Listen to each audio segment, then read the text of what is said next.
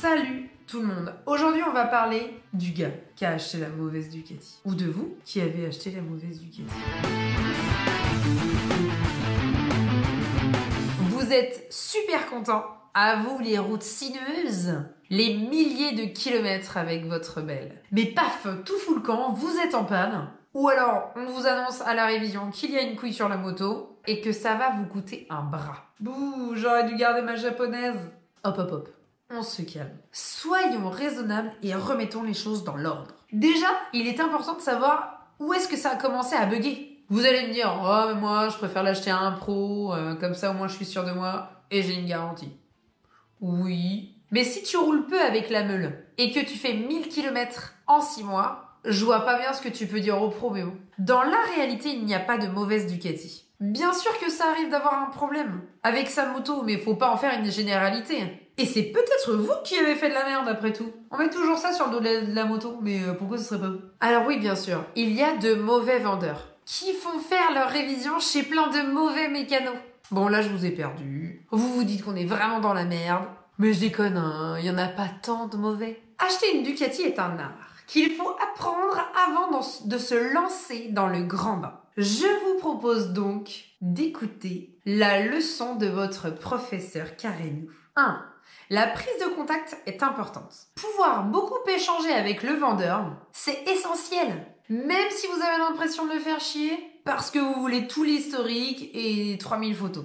2. Avoir l'historique des entretiens, c'est hyper important. Déjà, vous écrémez de nombreuses motos où l'entretien est pas fait correctement. Cependant, je dois bien avouer que parfois on ne trouve pas le modèle et le seul qu'on voit et que l'on peut s'offrir n'est pas entretenu comme on le souhaiterait. Alors là, tu l'achètes, mais elle part direct en révision, direct en entretien, histoire de te rassurer sur l'achat, mais aussi qu'elle soit parfaitement sécure pour rouler et t'emmener partout comme tu le souhaiterais. Et puis aussi, ça peut t'aider à anticiper les futures dépenses éventuelles. Lorsque tu l'achètes, tu dois être le ou la plus observatrice possible. Tu dois te coucher sous la moto, tu dois enlever la selle. Regarde absolument partout et prends connaissance de mes 2 vidéos comment bien acheter une Ducati d'occasion. Une fois que tu as vu tout ça, tu passes à la négociation.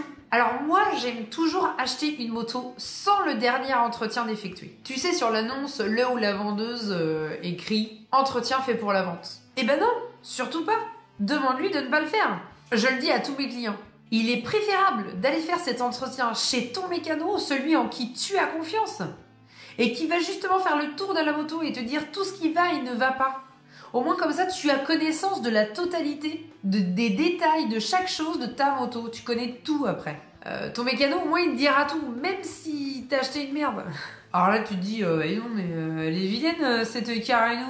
Bah non, moi je préfère que tu saches sur quoi tu poses ton cul et surtout faire en sorte que la moto soit parfaite pour toi. Alors, la vérité peut blesser, mais je crois que nos clients ont l'habitude. Et j'ai Franck qui temporise quand je commence à m'emballer. Donc là, tu peux négocier. Tu l'achètes un peu moins cher car tu vas faire l'entretien toi-même. Donc le vendeur ne déboursera pas de sous. C'est pas beau ça? Et en plus, toi, tu pars tranquille. Alors tu vas aussi avoir celui qui te dit que l'entretien est fait, mais que lorsque tu fais vérifier cet entretien, tu te rends compte que tout n'a pas été fait correctement. Donc il faut refaire.